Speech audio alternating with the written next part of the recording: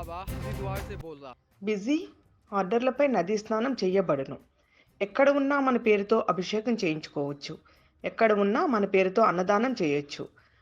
మనం సమక్షంలో లేకపోయినా మన పేరు గోతనామాలతో దేవుడికి పూజలు చేయించుకోవచ్చు. కానీ పవిత్ర నదీ స్నానాలు మాత్రం ఎవరికి వారే చేయాలి. మన పేరు చెప్పి ఎవరు చేయరు. అలాంటి పద్ధతి కూడా ఇప్పటి వరకు ఎక్కడా లేదు. కానీ ఆర్డర్ ఇస్తే ఎవరి పేరుతో అయినా పవిత్ర గంగా స్నానం చేస్తానంటూ ఓ వ్యక్తి బంపర్ ఆఫర్ ప్రకటించాడు. ఇది ఇప్పుడు బాగా వైరల్ అవుతోంది. పదండి మనం కూడా చూద్దాం ఆ बहनों आइए, आपके नाम की डुबकी हम लगाएंगे इस सर्दी भरे मौसम में। अगर आप डुबकी नहीं लगाना चाहते हैं, अगर आप नहाना नहीं चाहते हैं, तो अपना नाम बताइए, 10 रुपए की रसीद कटवाइए। आपके नाम की डुबकी हम लगाएंगे इस मौसम में।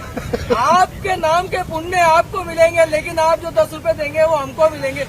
आइए भाइयों, आइए बहनों, 10 रुपए 10 रुपए 10 रुपए आपके नाम की डुबकी 10 रुपए में डुबकी लगवाइए। పుట్టిన రోజునో గిట్టని రోజునో పురస్కరించుకుని దేవుడి గుళ్లలో పూజలు చేయించుకోవడం సహజం. అలాగే అన్నదానాలు నిర్వహించడం కూడా చూసాం. కానీ మీ పేరు మీద మరొకరు నది స్నానం చేయడం అన్నది ఎప్పుడూ వినలేదు, చూడలేదు. పుష్కరాలు పుణ్యస్థల సందర్శనకు వెళ్ళినప్పుడు అక్కడ ఉన్న నదులలో సముద్ర జలాల్లో స్నానాలు ఆచరించడం పరిపాటి. అందులో చలికాలంలో అంటే అమ్మో చన్నీళ్లే అనుకునేవారున్నారు. అలాంటి వారి కోసం హరిద్వార్లోని హరికి పౌరి ఘాట్ వద్ద ఓ వ్యక్తి బంపర్ ఆఫర్ ప్రకటించాడు. డోంట్ వర్రీ, మీ స్నానాలు మేం చేస్తాం అంటూ ఓ వీడియో రిలీజ్ చేశాడు. ఇదే ఇప్పుడు అందరినీ ఆకట్టుకుంది.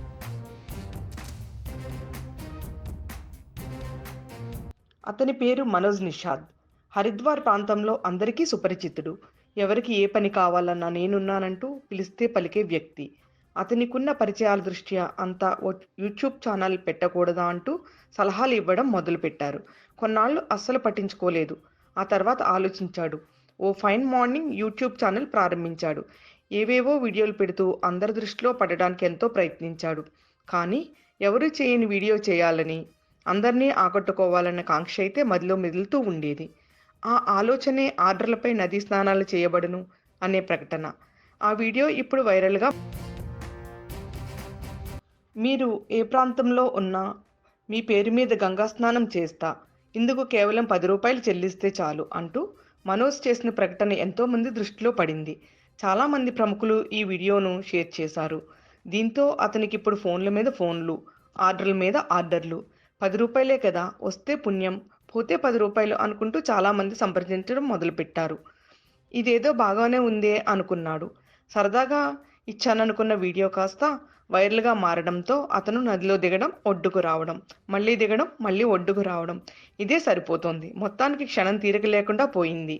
सोशल मीडिया पे वीडियो बहुत तेजी से वायरल हो रहा है। उनको डुबकी बाबा के नाम से जाना जा रहा है। उनकी कहानी संघर्ष की बहुत पुरानी कहानी है। और अगर मैं ये कहूँ कि ये बिहार के दशरथ मांझी की तरह ही हरिद्वार के दशरथ मांझी हैं, कि जिनको आप डुबकी वाले बाबा समझ रहे हैं, ये सच मायने में एक रियल हीरो हैं। निश्चित तौर पर मनोज भाई जैसा नाम है और ऐसा इनका संकल्प रहता है कि तन में बनाओ शिव संकल्प मस्तु का भाव, जो एक संकल्प ऐसा है जो समाज कल्याण के लिए है। गंगा सुरक्षा को लेकर के आप हमेशा मुस्तैद रहते हैं। और मनोज निषाद जी सिर्फ अस्पताल निर्माण तक ही सीमित नहीं है। लॉकडाउन में गरीबों के लिए जो लोग बाहर से आरक्षित यहाँ फंसे हुए थे, तो खाना पहुँचाना।